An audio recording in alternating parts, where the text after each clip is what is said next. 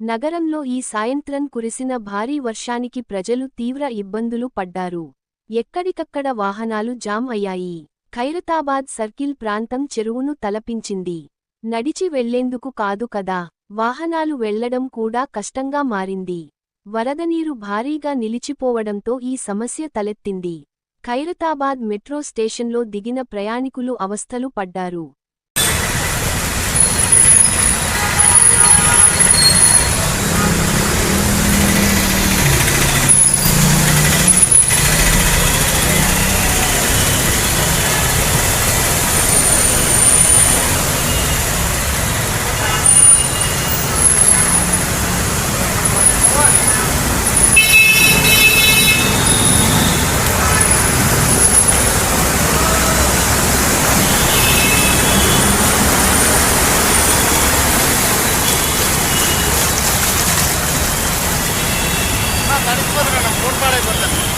చూడు ఎంత దారుణంగా ఉంది. ఏంది ఇంతనా?